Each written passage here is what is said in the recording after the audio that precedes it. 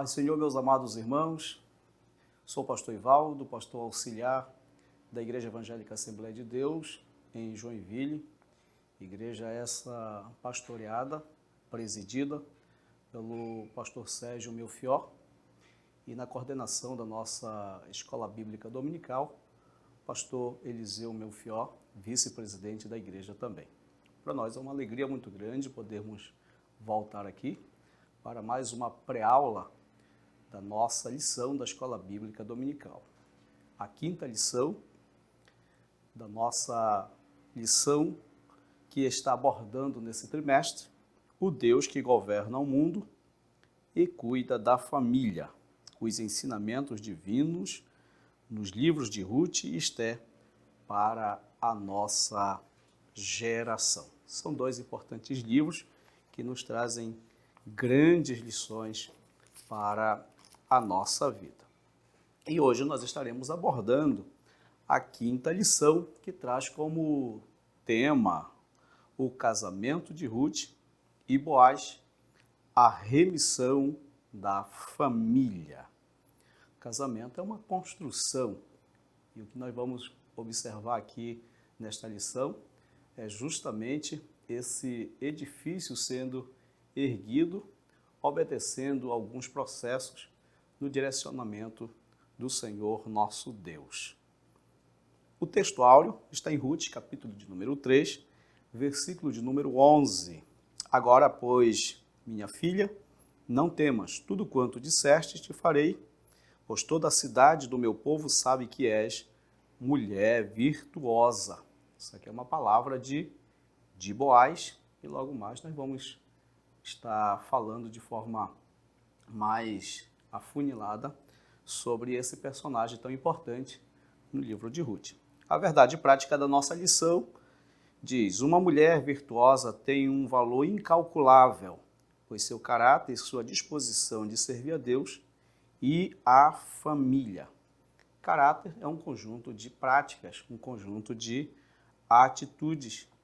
E o que nós observamos aqui, que essas atitudes, essas práticas de Ruth, foram atitudes demasiadamente inspiradoras, de alguém que é humilde, de alguém que é simples, para nos ensinar o verdadeiro caminho da felicidade. Muito bem, nós temos 3 objetivos nesta lição. Primeiro, que é explicar o compromisso de Boaz com Ruth. Em segundo lugar, esclarecer o casamento de Boaz com Ruth. E em terceiro lugar, relacionar a remissão da linhagem de Davi com a história de Ruth. Isso aqui são 3 objetivos específicos.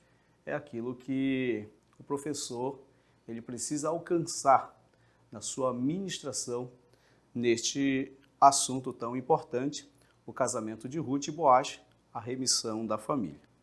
E logicamente que a aula ela precisa ser motivadora. Os alunos precisam estar sendo motivados a estarem na Escola Bíblica Dominical e estudando a Palavra de Deus. E para isso, a nossa lição ela apresenta a motivação. O casamento é de uma moabita com um remidor da família de Noemi, tem a ver com um plano de salvação. O que o casamento de uma moabita com um remidor da família de Noemi tem a ver com um plano de salvação? É uma grande pergunta, porque nós estamos aqui tratando de uma mulher que não era judia, mas sim gentílica. Das coisas simples, aparentemente sem importância, brota uma bênção que abrange toda a humanidade. Deus usou uma crise de uma família para fazer a manutenção de um plano definido desde a fundação no mundo. Logicamente que a gente já vem estudando essa lição, inclusive desde a lição de número 1, que fez uma abordagem geral dos 2 livros, Ruth e Esté, que são assuntos que nós estaremos tratando durante todo esse trimestre, mas a partir da lição de número 2, nós começamos a estudar especificamente a lição, o livro de Ruth, lições importantes sobre o livro de Ruth. E agora, a quinta lição, ela vem terminar justamente esta sessão desse estudo sistematizado do livro de Ruth. A partir da 6ª lição, já começaremos a estudar sobre o livro de Esther. E, desde a primeira lição, já foi abordado como se deu toda essa história dessa família de Elimeleque, Noemi, Malom, Quilion, que saíram de Belém, né, fugindo de uma crise econômica. A fome estava se alastrando em Belém e eles foram justamente para Moabe, a 50 quilômetros de Belém, fugindo dessa condição aí de muitas necessidades. E chegando em Moabe, veio falecer Elimeleque e em seguida Malom e Quilion, e agora fica Noemi. Logicamente que lá em Moabe também Malom e Quilion, eles casaram-se e agora as noras se reúnem juntamente com Noemi e Noemi lhes coloca a condição para que elas retornassem à casa de seus pais, uma vez que agora também Noemi estava retornando para Belém porque a crise já havia passado. E Orfa, uma das noras, volta e Ruth se apega à sua sogra, a Noemi, e faz ali um juramento de permanecer em todo o tempo com a sua sogra. E, já sabendo de todas essas situações, nós vamos estudando assim as partes desta história, a fim de que nós possamos tirar grandes lições de todo esse contexto. A palavra-chave desta lição é remissão, do hebraico gawal, ou Galval, que significa aquele que resgata, redime, perdoa. É justamente sobre essa condição que nós estaremos falando e estudando a partir da vida de Boaz, que aqui dentro desse contexto era o remidor, se baseando dentro de uma cultura inteiramente da época. A introdução fala: o livro de Ruth começa com fome e morte, mas termina com duas grandes celebrações, o casamento de Boaz e Ruth e o nascimento de Obed, o avô de Davi. Nosso Deus é poderoso para reverter tragédias em bênçãos. Isso aqui é uma verdade absoluta. Deus, ele tem um controle de todas as coisas e aquilo que nós achamos ser improvável, impossível, ele torna possível. Além de um redentor humano, a história nos apresenta parte da genealogia de Jesus Cristo, nosso Redentor divino. E a nossa lição ela vem distribuída em 3 pontos, e cada ponto desse trazendo também 3 subpontos. E o primeiro ponto desta lição diz o compromisso de Boaz com Ruth. O subponto 1, no lugar da bênção. A colheita da cevada e do trigo havia terminado, e Ruth permanecia servindo a Noemi e lhe obedecendo em tudo. Ruth, capítulo de número 2, versículo 23. Seu lema era: tudo quanto me disseres, farei. Ruth, capítulo de número 3, versículo 5. O que é que nós observamos aqui neste ponto? A obediência de Ruth. A obediência desta mulher em tudo à sua sogra. Mesmo que, entre aspas, ela já se sentisse desprovida de responsabilidades, porque a Bíblia diz que a morte ela dá a condição para que a pessoa ela esteja livre, falando dentro de um processo de um relacionamento conjugal, mas ainda assim Ruth não se sentia livre, ela se sentia presa à sua sogra, lhe sempre proporcionando obediência, humildade e fazendo aquilo que a sua sogra sempre lhe falava para que ela estivesse fazendo. Muito bem.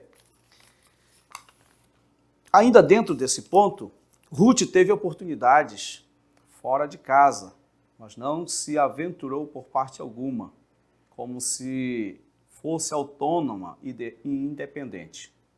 Ruth 3, versículo 10. Não buscou falsas liberdades, como as que são pregadas hoje pela ideologia feminista, sua lealdade e sujeição fortaleceram o desejo de Noemi e de vê-la casada novamente. Muito bem, a partir do momento em que eles estão em Belém, que elas retornam para Belém, a Ruth, ela encontrou um meio de trazer o sustento para a sua sogra, para elas, na verdade, né? E qual foi essa iniciativa? De ela ir justamente para os campos e ali poder, juntamente com os segadores, trazer daquilo que pela lei era permitido, o canto ali da roça, né, da plantação, que a lei dizia que era para deixar para os necessitados, para os órfãos, para as viúvas, as espigas que caíam. Então, a Ruth saía para o campo justamente para ir em busca desses lugares, para a partir dessa situação trazer a alimentação para a sua casa. E isso, logicamente, favoreceu com que a família de Noemi ali, ela e Ruth, pudessem estar sendo mantidas. Como eu falei, apesar de ela estar se sentindo livre agora de um casamento, mas ainda ela estava presa à sua sogra por livre e espontânea vontade. E veja bem que dentro dessa sua liberdade, ela encontra as melhores soluções para a sua vida. Por quê? Porque Provérbios, capítulo de número 15, versículo 33, diz que a humildade precede a honra. Infelizmente, hoje nós vivemos uma avalanche, uma onda aí da ideologia feminista, né, do empoderamento feminino. Mas é bom ressaltar aqui que, assim como o homem, ele tem o seu papel dentro da sociedade, de grande importância, tal a mulher também tem o seu papel, né, a sua missão dentro da sociedade, e que ela agindo de forma natural, dá tudo certo e ela não precisa passar por dificuldades, né, de confrontamento, que é o que a gente observa com pessoas que acabam por tomar essa iniciativa, né? Mas, sendo humilde e exercendo a sua feminilidade, dá tudo certo, porque tanto o homem quanto a mulher, volto a dizer, tem o seu papel de grande importância dentro da sociedade. Basta que seja humilde e se reconheça como tal. Ainda dentro desse tópico, o comentarista diz que o casamento é uma instituição divina fundamental para a solidez da família, da igreja e de toda a sociedade. Isso nós podemos corroborar em Gênesis 2:18, Eclesiastes 4:9-12, Hebreus 13:4. A bênção de Ruth estava chegando e ela permanecia no lugar certo. Olha só, o casamento, olha só o que o comentarista diz, é uma instituição divina, ou seja, quem instituiu o casamento foi o próprio Deus. E quem foi o primeiro casal? Todos nós sabemos, né? Adão e Eva. E essa instituição ela é de fundamental importância para a solidez da família e da igreja. A família que é a base da sociedade. Uma vez que uma família ela esteja desestruturada, essa desestruturação acaba respingando também no desenvolvimento da sociedade. Vamos para o segundo subtópico, a iniciativa de Noemi. Os cereais colhidos eram levados para a eira, um terreno plano preparado para a debulha das espigas. Noemi soube que naquela noite Boaz faria aquele trabalho. Era uma grande oportunidade para Ruth se aproximar dele e demonstrar o seu interesse. Toda essa iniciativa, logicamente, que foi administrada por Noemi. Por quê? Fazia parte da cultura alguns rituais, como por exemplo, uma vez que a Noemi sabia que todos os grãos estavam agora dentro de um depósito, né, da eira ali, então ela também sabia que o dono, né, de todo aquele produto agora colhido estaria ali naquela noite e com certeza pernoitaria por ali. E aí qual foi a iniciativa de Noemi para com Ruth? Para que ela fosse até aquele local e se deitasse aos pés de Boaz, que era até então o proprietário daquela agricultura. E aí o que a gente observa nisso tudo?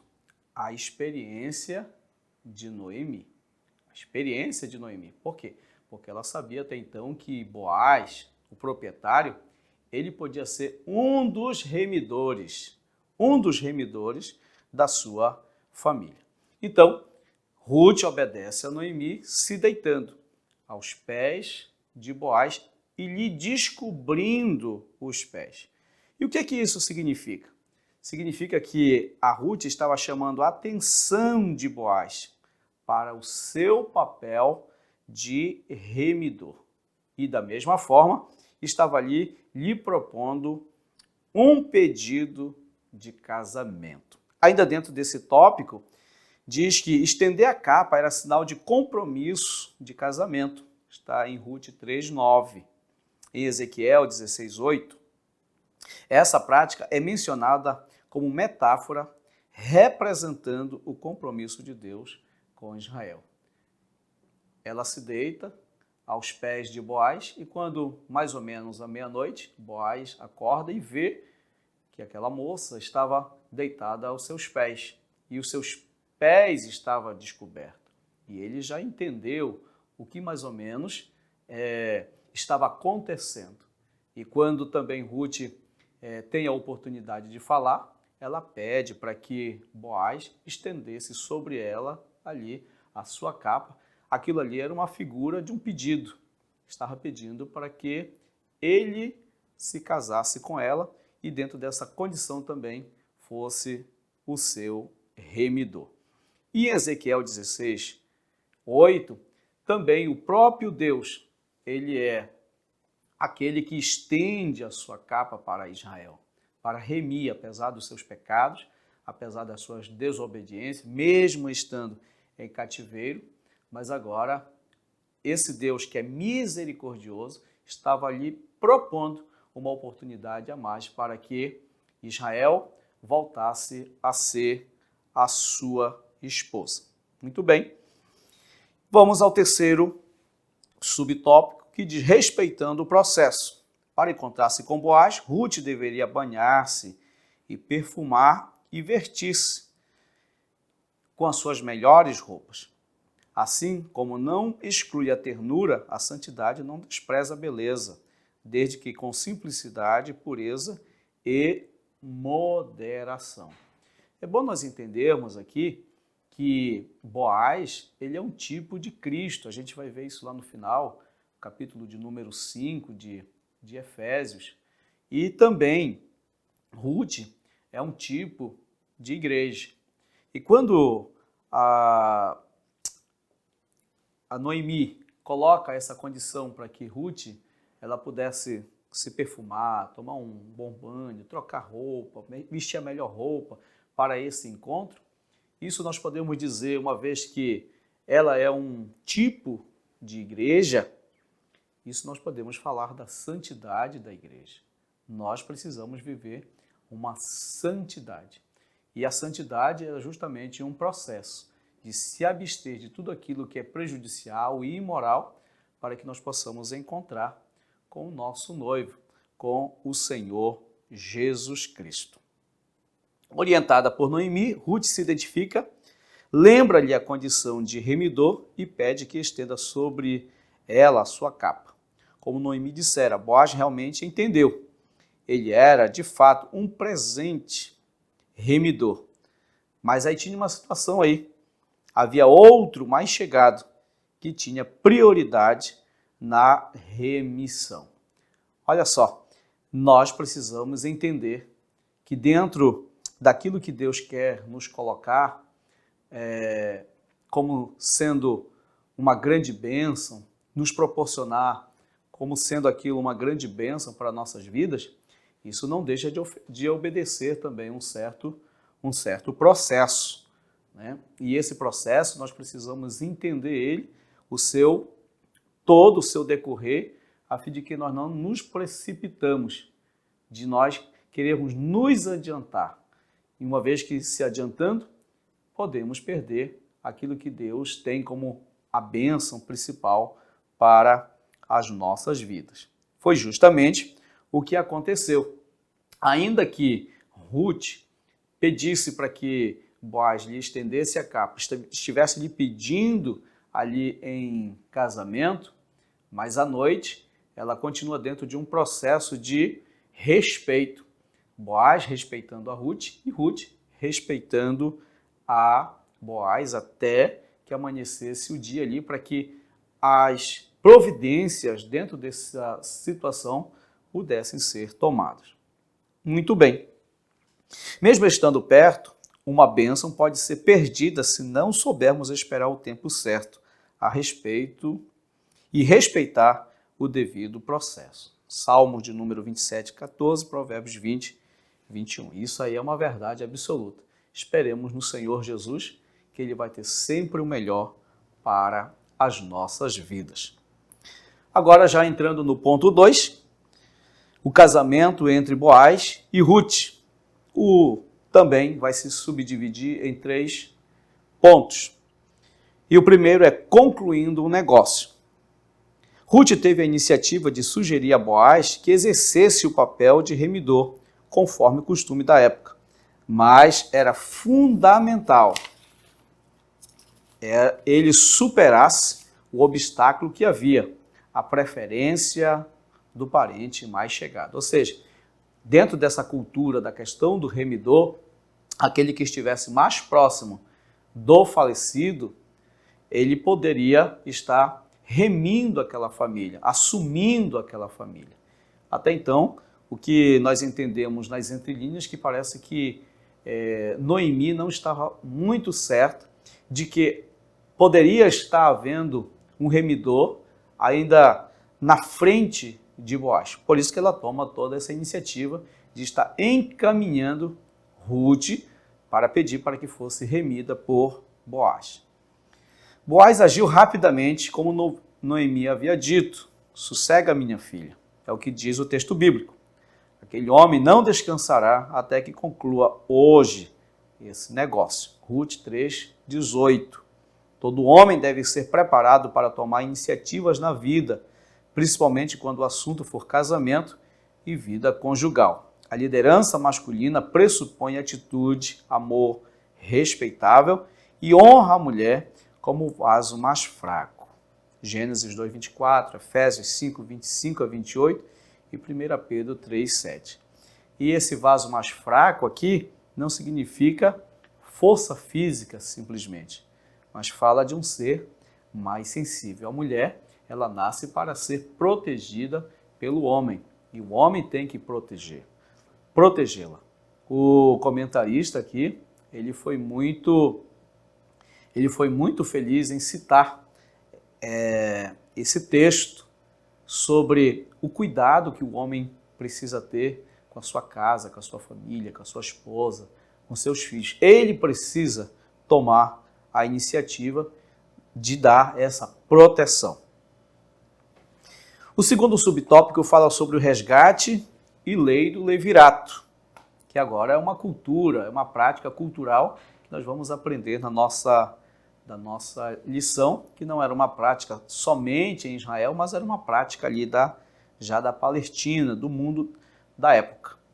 Boaz foi para a porta da cidade e logo viu o remidor que ia passando. Já estudamos em outras lições da nossa escola dominical e já sabemos que a porta das cidades funcionava como uma espécie ali de comarca, onde era resolvido variadas situações. Então, ali estavam sempre os homens de uma índole ilibada, de um caráter ilibado, sempre para julgar as questões que por ali passavam. E justamente foi ali que Boaz, se dirigindo, ele encontra esse remidor. E justamente vai falar sobre toda essa questão, porque Boaz sabia desse parente que estava na frente dele, com condições para que pudesse remir agora a família de Elimeleque. E ele lhe propõe justamente essa remissão, né, das posses, dos bens de Elimeleque. E, em princípio, o remidor aceitou adquirir as terras que haviam sido de Elimeleque, mas desistiu quando Boaz o informou que o resgate incluía o dever de se casar com Ruth, né, a viúva de Malom.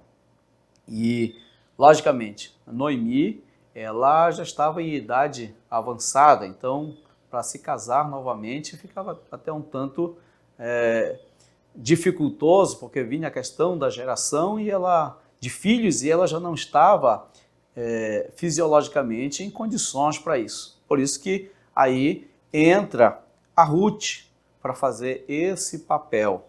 E agora, o que Boaz está buscando? Está buscando remir, não apenas a Noemi através da Ruth, mas como também remir, né, as possessões de Elimeleque.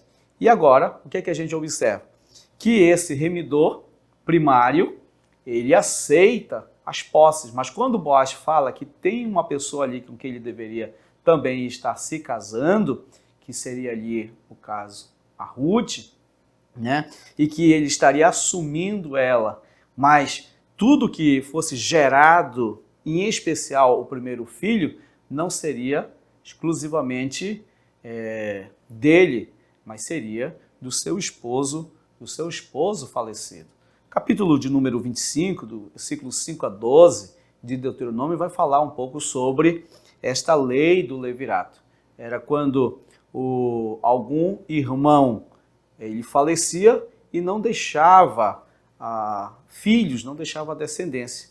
E ali o irmão vivo assumia a cunhada, e tudo que era gerado ali entre eles dois não seria propriamente daquele irmão que estava vivo, mas do falecido. Então assim se dava a lei do levirato.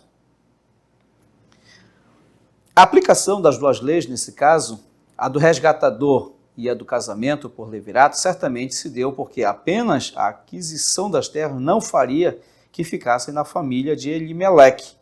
Assim, o resgate deveria ser acompanhado do casamento sob a lei do levirato. O remidor alegou motivos econômicos para a sua desistência. Ele não aplicaria recursos em terras que não seriam de sua própria família. Foi o que eu acabei de falar agora. As posses, os bens, os filhos não seriam exclusivamente dele, mas seriam do falecido. Assim, os sucessores de Elimeleque. Você encontra isso em Ruth 4, versículo de número 10. E aí vamos ao terceiro subponto, o registro público. Seguindo mais um dos costumes da época, a transferência do direito do resgate foi selada com o remidor descalçando o sapato e entregando a Boaz. Bom, depois que esse parente mais próximo, ele aceita abrir mão desse direito de ser o remidor passando para Boaz, isso vai se concretizar também num costume, numa cultura da época, que era justamente tirar os calçados, os sapatos, e passar para aquela pessoa com quem agora estaria assumindo aquela responsabilidade. Então, transferir o sapato para alguém significava também uma transferência de responsabilidade. O testemunho público para a remissão e o casamento com Ruth foi invocado por Boaz e recebeu uma confirmação uníssona. E todo o povo que estava na porta e os anciãos disseram: somos testemunhas, o Senhor faça a esta mulher que entra na tua casa como a Raquel e como a Leia, que ambas edificaram a casa de Israel, as duas esposas de Jacó. E justamente da descendência dessa criança, né, que posteriormente vai nascer desse casamento de Boaz e Ruth, vai nascer justamente Obed, e de Obed vai ser gerado a Jessé, e Jessé que foi o pai de Davi, dando aí prosseguimento a todo um plano que vai se culminar com o nascimento do Senhor Jesus Cristo. Ruth foi acolhida na comunidade de Israel com as mais elevadas honras. Olha só, Provérbios, que nós lemos ali atrás, fala justamente sobre isso, que a humildade, ela precede a honra, e era o que estava acontecendo agora com Ruth, estava sendo honrada. Vamos ao terceiro ponto, já nos aproximando para o final da nossa lição. A remissão da linhagem de Davi através de Ruth e Boaz. O nascimento de Obed. Como eu falei, Obed veio a ser o filho de Boaz com Ruth, que gerou a Jessé e que gerou a Davi. Consumado o casamento, Boaz podia tomar a Ruth por mulher, e o Senhor lhe deu conceição, ou seja, deu o direito de gerar, e ela teve um filho. E esse filho agora é repassado para Noemi. O seu neto ali agora seria também o seu herdeiro, aquele que estaria também dando prosseguimento a toda a linhagem de Elimeleque. Foi grande a celebração das mulheres de Belém, pois entendiam como Deus estava agindo em favor de Noemi. Antes amargurada e acreditando estar sob o castigo divino, a viúva de Elimeleque recebeu uma renovação da vida. Recebeu um herdeiro. Justamente esse herdeiro veio trazer para Noemi um novo ânimo, uma nova alegria. Chegou o momento da vida de Noemi, quando ela retorna para Belém, em que ela preferia ser chamada de Mara. Por quê? Porque ela tinha passado por todo um processo, ou estava passando por todo um processo de amargura, apesar de que o seu nome significava justamente minha suavidade, de um estado suave, de um estado tranquilo, agora estava numa situação bem difícil, amargurada. Mas agora, com o nascimento de Obed, agora a sua vida dá uma virada e novamente ela passa a sentir o que já significava o seu nome, essa suavidade. Veja bem como Deus faz. Deus, ele faz tudo perfeito. Basta que fiquemos na sua dispensação, no centro da sua vontade. E Paulo, falando aos Romanos, capítulo 12, ele diz que a vontade do Senhor ela é boa, ela é perfeita e ela é agradável. Uma vez que nós fiquemos na vontade perfeita, boa e agradável de Deus, logicamente que ele vai endireitar todos os nossos caminhos. Era mesmo o começo de uma nova fase na vida de Noemi. Os netos enchem os avós de orgulho e alegria. Provérbios 17:6. Neles, os idosos projetam o prolongamento da vida, recebem novo ânimo e encorajamento. É uma recompensa por terem tido filhos e se dedicado a eles. E o Salmo de número 128, versículo de número 6, diz lá que aqueles que temem ao Senhor terão a oportunidade de ver os filhos dos seus filhos. Mas é para aqueles que temem ao Senhor. Aqueles que temem ao Senhor terão sempre um prolongamento de vida e uma vida de felicidade. Boaz, um tipo de Cristo. Agora nós vamos fazer a analogia.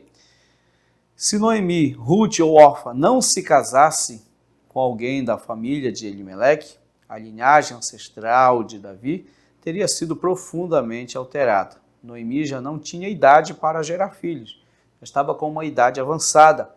Ruth 1:12 vai falar justamente sobre essa condição física de Noemi. A segunda nora, a Orfa, ela volta para a sua terra natal, para Moabe. O Deus de Israel encontrou Ruth, cuja vida foi guiada por um caminho de renúncia, amor, pureza e muita submissão. Ela, como um tipo da igreja, encontrou-se com Boaz, um tipo de Cristo, nosso Redentor eterno. Veja bem que Deus sabe por onde trabalhar e Ele vai estar sempre procurando um coração sensível, coração humilde, e encontrou justamente Ruth com todas essas características, apesar de que os moabitas eram inimigos vorazes de Israel. Mas essa mulher não levava em consideração essas questões. Ela preferiu ser humilde, ela preferiu ser simples e obediente. E agora, a Ruth, ela vem ser um tipo de igreja. Porque também em Efésios capítulo de número 2, 17 a 19, Paulo vai dar uma lição sobre isso. Eu até gostaria de ler esse texto para que ficasse muito bem corroborado. Efésios, capítulo de número 2, 17 a 19, diz: E vindo ele, evangelizou a paz a vós, que estáveis longe, e aos que estavam perto. Ou seja, está falando aqui de gentios e está falando aqui também dos judeus. Porque por ele ambos temos acesso ao Pai em um mesmo Espírito. Vejam bem que, apesar de que Ruth era uma gentia, mas agora ela vem sendo trazida para uma linhagem que veio se culminar justamente com o nascimento de Cristo. Isso fala também que Deus ele não faz acepção de pessoas. Desde o início, era projeto dele salvar todas as pessoas. E Ruth era uma gentia. E o que a igreja é hoje? A igreja é justamente uma combinação de judeus e também de gentios.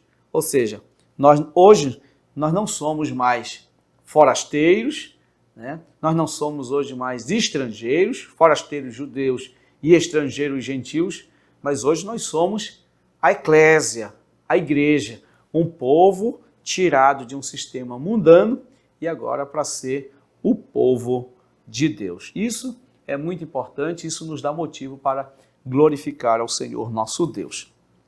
O casamento de Boaz e Ruth tornou-se um tipo de relacionamento espiritual de Cristo com a igreja. E aí você pode estar estudando isso em Efésios 5, 24 a 28, quando Paulo vai dar uma lição sobre o dever do homem, sobre o dever da mulher, do esposo, da esposa e do seu relacionamento, e ele vai fazer esse comparativo de Cristo com a igreja. E já chegando à conclusão da nossa lição, a história de Ruth é uma história de redenção. Uma moabita foi não somente remida, mas entrou para a genealogia, para a árvore de descendência do Redentor da humanidade. E quem é o Redentor da humanidade? Jesus Cristo. Jesus, o filho de Davi. Ao lado de Tamar, que era uma cananeia, também gentia, e Raabe, da região ali da Cisjordânia, na Palestina, também gentia, veio a casar-se com Salmão e que veio gerar a Boaz. E aí nós sabemos que de Boaz e Ruth nasce justamente Obed, Jessé e Davi. Ruth também é moabita, que morava nas regiões ali da Jordânia, proclama a graça de Deus que se manifesta a todos, judeus e gentios, conforme Tito, capítulo de número 2, versículo de número 11. E proclamemos com poder a vida e a obra de nosso Redentor divino, Jesus Cristo, o Salvador dos homens. E assim nós terminamos mais uma lição da nossa querida Escola Bíblica Dominical e fica aqui o convite.